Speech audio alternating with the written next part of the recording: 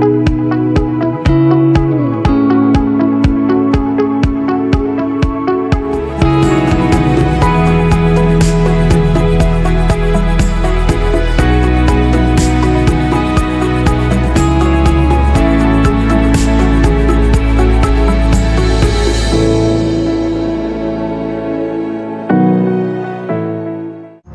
तारा महाविद्या शरसी भुवनेश्वरी वैरवी छिन्नमस्ता च विद्या धूमावती तथा वगला सिद्ध विद्या च मातंगी कमलायिका एतादशो महाविद्या सिद्ध विद्या प्रकीर्तिता मंगलमयी करुणामयी मा तारा सकलेर मंगल करो मा जय मा तारा।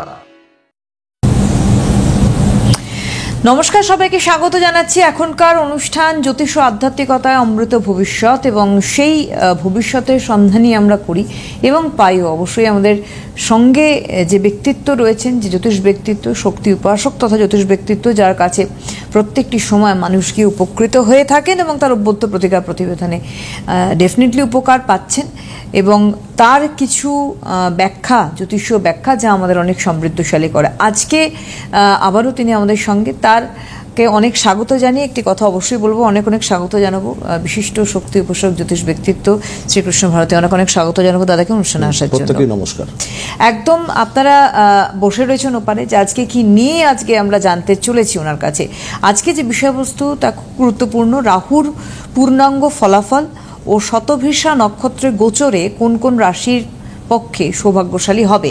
তবে তার আগে বলে রাখি যে প্রত্যেকবারের মতোই এবারও আগামী বুধবার 19শে নভেম্বর কিন্তু 110তম আবারও তারাপীঠে সর্বপরিত্রাণায় মহাযজ্ঞ আয়োজন করতে চলেছেন তিনি, এবং সেখানে বিভিন্ন রকম সমস্যার সমাধান তো আপনারা পাবেনই। গ্রহ প্রতিকার করাতে পারবেন, পুজো পার্বণ থেকে শুরু করে, মানে পুজো করানো থেকে শুরু করে কিন্তু একদমই আপনারা পূর্ণাহুতি পর্যন্ত দিতে পারবেন। সেটা অফলাইনে যারা যোগাযোগ করছেন এই 19 তারিখের আগে, তারা তো সুযোগ পাচ্ছেনই। যারা দূরে আছেন তারাও কিন্তু অনলাইনের মাধ্যমেও এই সুযোগ নিতে পারেন এখানে সমস্যা সমাধানের জন্য। একদম চলে যাব দাদার কাছে। প্রতিটি শিশুই একটি ভিন্ন ধরনের ফুল। এই ভিন্ন ধরনের ফুল নিয়ে পৃথিবীতে কিন্তু সুন্দর একটি বাগান সৃষ্টি হয়েছে। একটি শিশুর মনের বিশুদ্ধতা এবং তার মুখের হাসি আমাদের জীবনের প্রত্যেকটি গ্লানি এবং জটিলতাকে কিন্তু কাটিয়ে উঠতে পারে, এবং একটি শিশুর মধ্যে যে অঙ্কুর বীজ, তার মধ্যে কিন্তু আমরা ভবিষ্যতের প্রজন্মকে দেখতে পারি, এবং সেখান থেকেই আমরা কিন্তু বেঁচে থাকার রসদ কিন্তু পাই। বলা বাহুল্য, এই আজকের দিনে পণ্ডিত জওহরলাল নেহেরু তিনি কিন্তু শিশুদের প্রতি যথেষ্ট তার অনুরাগ ছিল, এবং শিশুদের শিক্ষার জন্য তিনি কিন্তু বহু কাজ করেছিলেন। তাই তার জন্মদিনকে শ্রদ্ধার্ঘ্য জানানোর জন্য আমরা ভারতবাসীরা আজকের দিনে কিন্তু শিশু দিবস পালন করে থাকি, ঠিক আছে। এবং তার জন্য কিন্তু পণ্ডিত জওহরলাল নেহরুকে আমরা চাচা নেহরু বলেও কিন্তু জানি। তো যাই হোক, আমরা প্রত্যেকটি যারা পিতামাতা কিংবা যারা অভিভাবক, প্রত্যেকটি শিশুকে এমনভাবে যত্ন করব কিংবা এমনভাবে প্রতিপালন করব যাতে করে ভবিষ্যতে আজকের এই শিশু যাতে আগামী দিনে একটি বিশাল বটবৃক্ষে পরিণত হতে পারে, এবং আমরা যদি কখনো ভবিষ্যতে পথভ্রষ্ট হই কিংবা ক্লান্ত হই কিংবা অসহায় হই, তাহলে সেই বটবৃক্ষের তলায় যেন আমরা আশ্রয় নিতে পারি। শুধু মানব শিশু বলেই নয়, যে কোনো জীব শিশু, সেটা চারা গাছ হতে পারে, সেটা কোনো প্রাণীকুলের শিশুকেও কিন্তু আমরা সমান চোখে কিন্তু তাদের প্রতি যত্নবান হব। তো যাই হোক, এই হচ্ছে আজকের সামাজিক বার্তা। দিদিভাই বললেন আগামী 110তম সর্বপরিত্রাণ মহাযজ্ঞ আগামী 19শে নভেম্বর। যারা তারাপীঠে এসে গ্রহ সংস্কার করাতে চাইছেন, অলরেডি নামগোত্র সহ যারা বুকিং করিয়েছেন তারা তো ঠিক আছে, যারা আসবেন তাদেরকেও আসবেন, এবং যারা আসতে এখনও চাইছেন তাদেরকেও বলি যে আপনারা লাইভ সম্প্রচার সবসময় যে আসতে পারে মানুষজন তা নয়, আমি একটা সময়সীমা দিই যে আপনারা 3টে মাসের মধ্যে যে কোনো একটি অমাবস্যায় আসবেন। আসতে না পারলেও লাইভ সম্প্রচার আমার যজ্ঞের হয়, বাড়িতে বসেও পুজো, পূর্ণাহুতি, গ্রহ সংস্কার দিতেই পারেন আগামী 19 তারিখ অমাবস্যার জন্য। তো যাই হোক, এই যে বাড়ি থেকে এই যে আমি আসলাম, একটা উদ্দেশ্য নিয়ে এসেছি দিদি ভাই, আপনিও আপনার বাড়ি থেকে এসছেন একটা উদ্দেশ্য নিয়ে, একটা কর্মের উদ্দেশ্য নিয়ে। আমরা বাড়ি থেকে কিন্তু এখানে আসার পরিবর্তে বিপরীত দিকে কিন্তু যাত্রা করিনি। আমি যদি একটা বিপরীত দিকে যাত্রা করতাম, ছাতা মাথায় দিয়ে চলে যেতাম, তাহলে কিন্তু আমার উদ্দেশ্য সফল হতো না। মানুষ তার উদ্দেশ্যকে নিয়ে তার যে সময়ের সাথে যে সমানুপাতিক উপস্থিতি দেখায়, সেটাই হচ্ছে মানুষের গোচর। এবং আমরা এই সমানুপাতিক উপস্থিতির মাধ্যমে 9টি গ্রহ থেকে বিভিন্ন রকমের প্রাপ্তি পাই। বৃহস্পতি আমাকে একটি জিনিস দেয়, তো বুধ আরেকটি জিনিস, তো রাহু আরেকটি জিনিস। তাদের এই প্রাপ্ত ফল, তাদের থেকে প্রাপ্ত ফল এবং আমাদের যে সমানুপাতিক উপস্থিতি, এই যে দুজনের গোচর মানুষ এবং গ্রহে, তার ফলে কিন্তু আমাদের কিন্তু আগামী দিনে যে ঘটনাগুলো আমাদের সাথে ঘটবে, সেটা ভালো না মন্দ, বা অতীতে সাম্প্রতিক অতীতে যে ঘটনাগুলো ঘটেছে সেটা কতটা ভালো কিংবা মন্দ, সব কিছু কিন্তু এই গোচরের ওপর কিন্তু নির্ভর করে। তাই আজকেও সেই গোচরীয় আলোচনা, যেটা আপনারা হয়তো ভাবতে পারেন যে আগের দিন বৃহস্পতিকে নিয়ে বললাম কি শনিকে নিয়ে বললাম, আজকে রাহুকে নিয়ে হয়তো 2-3টে রাশি ভালো বলবো। হ্যাঁ, দেখুন 9টি গ্রহের 9 রকমের কারকতা। হ্যাঁ, তাই পুঙ্খানুপুঙ্খ বিচার যদি আমাকে করতে হয়, গ্রহের বর্তমান অবস্থান তার উপরে কিন্তু ফলাফলটা নির্দেশিত হয়। তাই ফলাফলে তো তারতম্য থাকবেই। তো যাই হোক, এখন বিষয়টা হচ্ছে আজকের, আমি বলে দিই দিদি ভাই, এই আলোচনাটা ঢুকবার আগে, নয় আগে আমাকে যদি কোনো লাইভ ফোন থাকে, নয় আগে দিয়ে দেবেন, নাহলে আলোচনা একদম শেষ করব তারপরে, কারণ চলে এসছেন অলরেডি। হ্যাঁ, যদি থেকে থাকে তাহলে আগেই, কারণ এই আলোচনা ঢুকবার পরে কিন্তু আমি এখন কম্প্রোমাইজ করবো না। পুরো আলোচনা শেষ হওয়ার পরে যদি কোনো সময় থাকে তাহলে দ্বিতীয় ফোন, কেমন? আচ্ছা, প্রথম ফোনটা নিয়ে নেবো তাহলে আমরা। হ্যালো হ্যালো, নমস্কার। নমস্কার, কে বলছেন?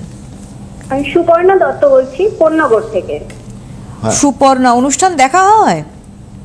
আমি অনুষ্ঠান অনেকদিন ধরেই দেখি ম্যাডাম, আচ্ছা। কিন্তু অ্যাকচুয়ালি আমার মাসির মেসোমশাই স্যারের কাছে গেছিলেন, ও তো ওনারা খুব ভালো রেজাল্ট পেয়েছেন। কি হয়েছিল মায়ের, কি কারণে গেছিলেন মায়ের কাছে, মাকে নিয়ে? মাসি মেসোমশাই বিভিন্ন রকম সমস্যা ছিল, শারীরিক এবং ব্যবসায়িক কিছু। কোথায় থাকেন মেসোমশাই?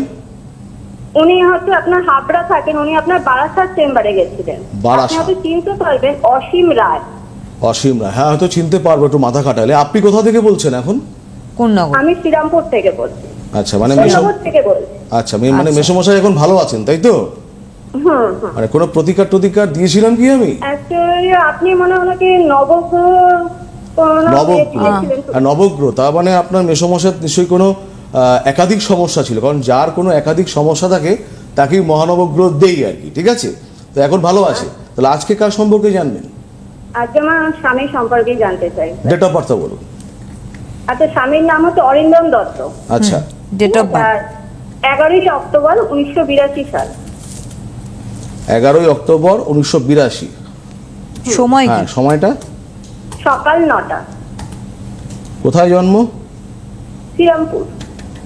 শ্রীরামপুর। আপনি চেম্বারগুলো বলে দিন, আমি দেখে নিই ততক্ষণ। হ্যাঁ, ততক্ষণ আপনার ছকটা দেখতে থাকো আপনার হাজবেন্ডের। আমি একটু চেম্বারগুলো বলে রাখি। ওনার যে সাপ্তাহিক চেম্বার রয়েছে তা বারাসাতে রয়েছে রবি বুধবার, গড়িয়াহাট চেম্বার সপ্তাহে 3 দিন মঙ্গল বৃহস্পতি শনি, রবিবার করে হাতিবাগান চেম্বার, মঙ্গল বৃহস্পতি শনি বেহালায় চেম্বার, সোম এবং শুক্র বালিতে চেম্বার, সোমবার শেওড়াফুলি চেম্বার, মঙ্গল বৃহস্পতি শনি ব্যারাকপুর চেম্বার। এছাড়া ওনার যদিও এই যে সর্বপরিত্রাণা মহাযজ্ঞ হবে 19শে নভেম্বর বুধবার, এর আগে কোনো বাইরের চেম্বার নেই, সবই কলকাতার চেম্বার রয়েছে। সুতরং আপনারা বাইরে ছিল, ওটা সেগুলো ক্যান্সেল পিছিয়ে দেওয়া হয়েছে। কলকাতায় চাপটা বেশি, যারা দেখাতে চাইছে বাইরে তারা অনলাইন কেবলই মাত্র। এরপরে পরপর বাইরের চেম্বার থাকবে। বকুল অমাবস্যা, মৌনী অমাবস্যা, গুরুত্বপূর্ণ অমাবস্যাগুলো আসছে, কিন্তু আগামী 4 দিন মাঝখানে কলকাতাতেই সবাই সরাসরি পাবে, তারা অনলাইনে পাবেন, বাকি সব অনলাইন চেম্বারে পাবেন। এবার বাইরের চেম্বার একটু বলে রাখি। তারাপীঠ চেম্বার রয়েছে, একটু আগে বললাম 19 নভেম্বর অমাবস্যার দিনে তো রয়েছে। মালদায় 25শে November, 25 November, 26 November Bolpur, 30th অর্থাৎ 30শে নভেম্বর গুয়াহাটি, 2 ডিসেম্বর বর্ধমান রয়েছে, 3 ডিসেম্বর দুটো জায়গায় চেম্বার রয়েছে, মেদিনীপুর এবং Mecheda, 6 December Jamshedpur chamber, 9 December দুটি জায়গায় চেম্বার বহরমপুর কৃষ্ণনগর, 11 ডিসেম্বর আসানসোল দুর্গাপুর দুটি জায়গায় চেম্বার রয়েছে, 13 ডিসেম্বর কোচবিহার, 14 ডিসেম্বর চেম্বার শিলিগুড়িতে। এছাড়া প্রত্যেক প্রত্যহ আপনারা অনলাইনে ওনাকে তো পাচ্ছেনই, 19 তারিখের জন্য আপনারা অনলাইনেও যোগাযোগ করুন, অফলাইন কলকাতাবাসী যারা আছেন চেম্বারে যোগাযোগ করতে পারেন, মানে এই তারাপীঠে আসতে পারেন গ্রহ সংস্কারের জন্য। 8274080929 একটি নাম্বার বুকিং, আরেকটি 9674890436, দুটি নাম্বার স্ক্রিনে যাচ্ছে, নাম্বারে আপনাদের কিন্তু বুকিং করতে হবে। এবার যাব দাদার কাছে। প্রথমেই বলি, এটা আপনার যেহেতু হাজবেন্ডের ছক, হাজবেন্ডের বয়স হচ্ছে 43 মানে 43, শুনতে পাচ্ছেন কি? হ্যাঁ হ্যাঁ হ্যাঁ, প্রথমে বলি হাজবেন্ড হচ্ছে বৃশ্চিক লগ্ন কর্কট রাশি, জানা ছিল নিশ্চয়ই? হ্যাঁ। আচ্ছা আচ্ছা, লগ্নে হচ্ছে মঙ্গলের অবস্থান, লগ্নের অষ্টম ভাবে রাহু, নবম ভাবে চন্দ্র সক্ষেত্র অবস্থান করছে, একাদশে রবি বুধ এবং শুক্র, শুক্র যদিও কম্বাস্ট পজিশন, এবং বুধ হচ্ছে বক্রী, এবং দ্বাদশে হচ্ছে বৃহস্পতি এবং শনির অবস্থান করছে। যেহেতু 43 বছর বয়স, তাই আমার দৃষ্টিটা চন্দ্র সাপেক্ষে বিচারটাও কিন্তু থাকবে, চন্দ্র সাপেক্ষ বিচার এবং লগ্ন সাপেক্ষে দুটো উভয় বিচার করেই বলছি। জানতে চাইছেন কি কর্ম সংক্রান্ত বিষয়ে? কি কর্ম আর স্বাস্থ্য নিয়ে জানতে চাইছি। ঠিক আছে, আমি আগে একটু বলে দিই, তারপর আপনার থেকে আমি শুনবো, কেমন?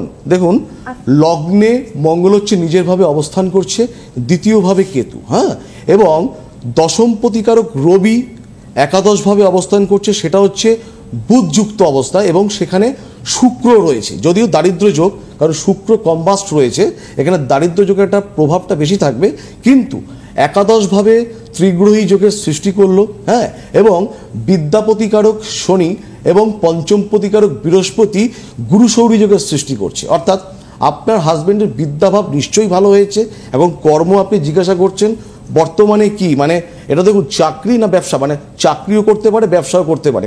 কারণটা কি, যেহেতু দশম প্রতিকারক রবি একাদশভাবে দশমপতি এবং একাদশপতি যেহেতু রাজযোগ সৃষ্টি করলো, তাই এখানে কিন্তু কর্মভাব হয়, এবং যেহেতু বিদ্যাপতিকারক যেহেতু শনি এবং জন্মছকে হচ্ছে রবি আত্মকারক, তাই এখানে চাকরির সম্ভাবনা রয়েছে। এবং সপ্তম প্রতিকারক যেহেতু একাদশপতির সাথে যখন যুক্ত হলো, সপ্তম প্রতিকারক শুক্র, তাই এখানে কিন্তু আসলে বিষয়টা হচ্ছে different source of income. Husband কি করে এখন? বর্তমানে স্যার উনি ব্যবসা করছেন, বর্তমানে চাকরি বাকরি কখনো করেনি, তাই তো? চাকরি করতেন, তাও প্রায় 6-7 বছর। এই দেখুন ডিফারেন্ট টাইপ অফ মানে আর্ন বলছেন, মানে চাকরি করতেন কিন্তু এখন ব্যবসা করেন, তাই তো? এখন বর্তমানে ব্যবসাটা ভালো চলছে না, তাই তো? বিভিন্ন রকম সমস্যা রয়েছে, অনেক জায়গায় টাকা পাওনার ব্যাপার রয়েছে। আচ্ছা শুনুন, বলে দিই, দেখুন জন্মছকে গুরু সৌরী যোগ, হ্যাঁ, অত্যন্ত শুভ, এবং পরপর 10, 11, 12 এই কম্বিনেশনটা অত্যন্ত শুভ। দশমপতি একাদশপতি এবং দ্বাদশপতি ত্রিগ্রহী যোগ সৃষ্টি করলো একাদশভাবে আয়ভাবে, হ্যাঁ। এখন বলছেন যে কর্ম নিয়ে সমস্যা, মানে টাকা পয়সা নিয়ে সমস্যা, মানে ধার দেনা হয়েছে নাকি? কেন হয়েছে বলে দিই, দ্বিতীয়ভাবে কেতু, হ্যাঁ, দ্বিতীয়ভাবে কেতু কিছু অর্থ নাশ দেয়, লোন, ব্যাংকিং সমস্যা এগুলো দিতে পারে, ঠিক আছে। এবং ধনপতিকারক বৃহস্পতি, অর্থাৎ দ্বিতীয়ভাবে দ্বিতীয়পতি বৃহস্পতি দ্বাদশে অবস্থান করছে, সেখানে একটু সমস্যা দেয় বই কি, কিন্তু এখন যেটা মূল সমস্যা, দেখুন জন্মছক অত্যন্ত ভালো, হ্যাঁ, কারণ চন্দ্র বৃহস্পতির হচ্ছে একে অপরের কেন্দ্রভাবে অবস্থান, যেটাকে গজকেশরী যোগ বলি আমরা, এবং ভাগ্যপতিকারক চন্দ্র হচ্ছে স্বস্থানে রয়েছে, হ্যাঁ, অর্থাৎ নিজের গৃহে, যেটা অত্যন্ত শুভ। যদি চন্দ্র সাপেক্ষে বিচার করি, তাহলে চন্দ্রের কেন্দ্রস্থানে বৃহস্পতি, চন্দ্রের সপ্তমপতি শনি হচ্ছে বৃহস্পতি যুক্ত, তার ব্যবসা থেকেও আয় হয়। কিন্তু আপনি কি জানেন আপনার হাজবেন্ডের কালসর্প দোষ আছে? হ্যাঁ হ্যাঁ স্যার, এটা জানি। হ্যাঁ, কি কালসর্প সেটা নিশ্চয়ই জানেন না, সেটা ভেঙে কেউ বলেন। হ্যাঁ, বলে দিই, দ্বিতীয় এবং অষ্টমে কালসর্প দোষ, এটা হচ্ছে কর্কটক কালসর্প দোষ, কেমন? এবং সেটা হচ্ছে যেহেতু কেতুর সাপেক্ষে সমস্ত গ্রহ, তাই এটা হচ্ছে বিপরীত কালসর্পদোষ, এবং পুরনো বিপরীত কর্কটক কালসর্পদোষ আপনার হাজবেন্ডে রয়েছে, যার জন্য বিপত্তিগুলো আসছে। এবং শুক্রের মহাদশা এখন চলছে, শুক্র হচ্ছে আপনার হাজবেন্ডের ব্যবসা প্রতিকারক গ্রহ, সেই শুক্র হচ্ছে রাশিচক্রের নিচস্থ অবস্থান, হ্যাঁ, যদি এটা একটা রাজযোগ সৃষ্টি করলো, কিন্তু নিচস্থ অবস্থান, এবং সেই শুক্র হচ্ছে কম্বাস অর্থাৎ দগ্ধ, অর্থাৎ নিচস্থ এবং দগ্ধ গ্রহের দশাকাল চলছে। হাজবেন্ডের জন্মছক এক্সিলেন্ট, শুধু এই দুটো জায়গায় কর্কটক কালসর্প, এটাও ইতিবাচক কালসর্প, খুব নেতিবাচক নয়, কারণ রাহু মিথুন রাশিতে উচ্চস্থ অবস্থান। যদি এটা যদি আমি একটু গ্রহ সংস্কার করিয়ে নিই, এই অবস্থায় কি সেটা সম্ভব? মানে 19 তারিখে উনি চাইছেন। দেখুন সম্ভব তো অবশ্যই। আপনাকে যা বলে দিলাম আপনারা তো কনসালটেন্সির দরকার পড়বে না। আমার কথাটা বুঝতে পেরেছেন? হ্যাঁ, যদি মনে হয় অবশ্যই 19 তারিখের জন্য যোগাযোগ রাখতে পারেন, তারাপীঠে আসতেও পারেন, অথবা যেভাবেই হোক হেল্পলাইন নাম্বারে ফোন করবেন। শুধু বলে দিই, হাজব্যান্ডের জন্মছক অত্যন্ত শুভ, কিন্তু এখন যেই ব্যবসার প্রতিকারক শুক্রের মহাদশা চলছে, সেই শুক্রটা হচ্ছে নিচস্থ এবং কম্বাস্ট, সেই দশাটা তাহলে অনুকূলে হলো না। শুধুমাত্র শুক্রের এই সমস্যা এবং কর্কটক কালসর্পদোষটাকে যদি কিছুটা খণ্ডন করা যায়, বাদবাকি অত্যন্ত শুভ ভালো ছক, সেটা অর্থনৈতিকভাবে, কর্মের দিক থেকেও। ঠিক আছে, লাইনে থাকবে। একেবারে অনেক ধন্যবাদ। আপনি 19 তারিখে যোগাযোগ করতে চেয়েছেন, শুধুমাত্র সুপর্ণা দেবী আপনি না, সবার ক্ষেত্রেই বলছি, কলকাতার ভিতরে যারা রয়েছেন অবশ্যই 19 তারিখে এই সর্বপরিত্রাণের মহাযজ্ঞে নিশ্চয়ই আপনারা পৌঁছে যান গ্রহ সংস্কারের জন্য, এবং অনলাইনেও কিন্তু যোগাযোগ করুন। আচ্ছা, আমি এবার বলে দিই, মূল রাহু, পৃথিবী এবং চন্দ্র যখন সূর্যের চারিদিকে ঘোরে উপবৃত্তাকার পথে, তখন দুটো কোণে অর্থাৎ উভয় দিকে 180 ডিগ্রির দূরত্বে একটা পয়েন্ট অফ ইন্টারসেকশন, যেটাকে আমরা ছেদক বিন্দু বলি, সেই দুটো জায়গায় একটা বিন্দু সৃষ্টি হয় 180 ডিগ্রির ব্যবধানে। এই দুটো বিন্দুতে পৃথিবী এবং চন্দ্রের যে যথাক্রমে যে নিজেরা যে আবর্তন করছে, তার ফলে কিন্তু একটা ফোর্স অফ গ্র্যাভিটি এবং ইলেকট্রিক ম্যাগনেটিক তৈরি হয়, একটা ভাইব্রেশনের সৃষ্টি হয়, যার জন্য ওই দুটো পয়েন্টে একটা ছায়ার সৃষ্টি হয়, যেটাকে আমরা বলি রাহু এবং কেতু। এটা হচ্ছে বৈজ্ঞানিক প্রমাণ। এবং পুরাণ মতে যখন অমৃত দেবতারা পান করছে, একটি দৈত্য দেবতা সেজে গেলেন, চন্দ্র তাকে চিনতে পারলেন, হ্যাঁ, এবং চন্দ্র বিষ্ণুকে জানালেন, ভগবান বিষ্ণু তার সুদর্শন চক্র দিয়ে সেই দৈত্যকে দ্বিখণ্ড করলো। ঠিক আছে, কিন্তু অলরেডি সেই দৈত্য যখন অমৃত সুধা পান করে অমরত্ব লাভ করলো, দ্বিখণ্ড হয়ে যাওয়ার পরেও তার ঊর্ধ্বাঙ্গ রাহু এবং নিম্নাঙ্গ হচ্ছে কেতু। হ্যাঁ, তাই এটা হচ্ছে পুরাণ বলছে। তো যাই হোক, রাহু কেতু। এবার আসি, রাহু হচ্ছে সবসময়ের জন্য ঘোর নীলবর্ণ, দক্ষিণ ছত্রধারী এবং সর্বশক্তি বেষ্টিত। মানুষকে মোক্ষ লাভের আশায়, হ্যাঁ, মানুষ কিন্তু রাহু যখন মোক্ষ লাভ দেয়, যদি সেখান থেকে মানুষ কিছু কেড়ে নেয়, হ্যাঁ, সেই মোক্ষ লাভের দীপশিখা কিন্তু সেই রাহুই জ্বালায়। তো যাই হোক, রাহু হচ্ছে বিভিন্ন রকম অনুভূতি। এই যেরকম রাহু মুখ, কর্ণ, নাসিকা, জিহ্বা, এই যেগুলো আছে, এইগুলোতে যে আমরা যে অনুভূতিটা নেই, রাহু কিন্তু সেই অনুভূতিকে নির্দেশ করে। নিজের মনে ভাব জগতে এবং বাহ্য জগতে রাহু বিভিন্ন রকমের দুষ্কর্ম, ফাটকা, হ্যাঁ, বিভিন্ন রকমের অধার্মিক আলোচনা কিংবা যে কোনো জিনিসের প্রতি সন্দেহ, এগুলো কিন্তু রাহু নির্দেশ করছে। সেই রাহু বর্তমানে কুম্ভ রাশিরভাবে অবস্থান করছে আগামী 2026 5ই ডিসেম্বর পর্যন্ত। রাহু এই 23 তারিখে যাবে নিজের নক্ষত্র শতবিশা নক্ষত্র, যেই নক্ষত্র কিন্তু উভয়লিঙ্গ নক্ষত্র, যেই নক্ষত্র মানুষের ডান উরু অর্থাৎ থাইকে নির্দেশ করে। এই শতবিশা নক্ষত্র যেরকম দাতা, সৎকর্মী, আবার ঠিক এই শতবিশা নক্ষত্র কিন্তু অধার্মিক এবং প্রচণ্ড ক্রোধী। এই শতবিশা নক্ষত্রে যদি কেউ জন্মগ্রহণ করে, তাহলে কিন্তু মানুষ সৎ হতে পারে, মানুষ বিভিন্ন রকমের কাজ, সত্যবাদী কিন্তু কটুভাষী, কিন্তু শত্রুজয়ী এবং বিভিন্ন রকমের সাহসী কিন্তু মানুষ হতে পারে। রাহুর স্থান আমরা জানি, রাহু বৃষ রাশিতে উচ্চস্থ, কিছু মতে রাহু আবার মিথুন রাশিতেও উচ্চস্থ। তো যাই হোক, রাহুর এই অবস্থান বিশেষ করে যদি উপচয় গৃহে থাকে 3, 6, 11, তাহলে একমাত্র ভালো ফল দেয়। কিন্তু রাহুর সাথে কোনো গ্রহ যখন বসে থাকে, সহাবস্থান করে, সমস্ত গ্রহ কিন্তু কুপিত হয়। রাহু যেখানে যাবে সেই ভাবটাকে নষ্ট করবে, কিংবা যেই গ্রহের সাথে সম্বন্ধ সৃষ্টি করবে সেই গ্রহের কারকতাকেও নষ্ট করবে। যেরকম ধরি রবি রাহু গ্রহণ যোগ, রবি চন্দ্র চণ্ডাল যোগ, রবি রাহু গ্রহণ যোগ, রবি এবং চন্দ্র কেতু এবং চন্দ্র চণ্ডাল যোগ, এবং রাহু এবং মঙ্গল অঙ্গারক, বুধ রাহু যেরকম নাসদোষ, বৃহস্পতি রাহু গুরুচণ্ডাল, শুক্র রাহু, হ্যাঁ, জড়ত্ব, আবার শনি রাহু সাপিত। আমরা জানি আবার রাহু কেতু প্যারাললে কিন্তু 12 রকমের কালসর্পদোষ হয়। এবারে দেখা গেল যে কারো জন্মছকে শুক্র এবং রাহু আছে, জড়ত্ব তো সৃষ্টি করলো। শুক্র হচ্ছে কারো বিদ্যা প্রতিকারক গ্রহ, তাহলে তার বিদ্যাভাবকে নষ্ট করবে। ঠিক আছে, আবার দেখা গেল কারো জন্মছকে রাহু এবং বৃহস্পতি সপ্তম ভাবে আছে, সেই সপ্তম ভাবের কারকতা অর্থাৎ দাম্পত্য ভাবকে নষ্ট করবে। আমরা দেখেছি রাহু বিশেষ করে তো বাধা আমাদের দেয়। রাহু বিশেষ করে 4 নম্বর, 5 নম্বর, 9 নম্বর এবং 10 নম্বর অর্থাৎ বিদ্যাস্থানে থাকলে রাহু আমি কখনো দেখিনি 90% আমি দেখেছি যে বিদ্যায় উচ্চ বিদ্যার ক্ষেত্রে প্রবল বাধা। পঞ্চমে রাহু বিড়ম্বনা, উদ্বেগজনক পরিস্থিতি, বুদ্ধিহীনতা, বিভিন্ন রকমের বাধা বিপত্তি তার জীবনে আসে, প্রণয় ভঙ্গ। সপ্তমে রাহু ব্যবসার ক্ষেত্রে বিভিন্ন রকমের বাধা, দাম্পত্য জীবন ছারকার করতে পারে এবং ভাগ্যভাবে রাহু ভাগ্যে বিভিন্ন রকমের বিপর্যয়, ভাগ্যহানি। একদিন ভালো তো 10 দিন খারাপ। কর্মভাবে রাহু নিন্দিত উপায়ে অর্থ, অন্যের দোষ নিজের কাঁধে চলে আসা। রাহু কিন্তু প্রবল বাধা দেয়। তাই বিদ্যাস্থান, পঞ্চম ভাব, ব্যবসা কিংবা দাম্পত্য ভাব, ভাগ্য স্থান কিংবা কর্মস্থানে যদি রাহু থাকে অত্যন্ত কিন্তু সতর্ক আমাদের কিন্তু হতে হবে। এই রাহু কখন ভালো ফল দিতে পারে? মেষ এবং কন্যা রাশির মধ্যে যদি রাহুর অবস্থান থাকে তাহলে সেই রাহু ভালো ফল দিতে পারে। এবং রাহু যদি কোনো শুভগ্রহের সাথে যুক্ত হয়ে যদি কোন স্থান কিংবা কেন্দ্রস্থানে থাকে তাহলে সেই রাহু আমাদের ভালো ফল দিতে পারে। রাহু যদি জন্মছকে আত্মকারক কিংবা বর্গোত্তম গ্রহ অবস্থায় থাকে তাহলে সেই রাহু আমাদের ভালো ফল দিতে পারে। রাহু যদি শুভগ্রহের সাথে প্রেক্ষা যেমন এই যে আপকামিং সময়টা বৃহস্পতি রাহুর নবম পঞ্চম সম্পর্কের সৃষ্টি হবে, যেটা অত্যন্ত শুভ। তাহলে কারোর জন্মছকে যদি রাহু শুভগ্রহের সাথে প্রেক্ষা সম্বন্ধিত হয় তাহলে ভালো ফল দিতে পারে। রাহু কখন খারাপ ফল দেবে? রাহু যদি তুলা থেকে মীন রাশি পর্যন্ত থাকে তাহলে খারাপ ফল দেয়। যদি রাহু নিচস্থ অর্থাৎ ধনু রাশি মতান্তরে বৃশ্চিক রাশিতে রাহু থাকে তাহলে খারাপ ফল দিতে পারে তার দশা অন্তর্দশায়।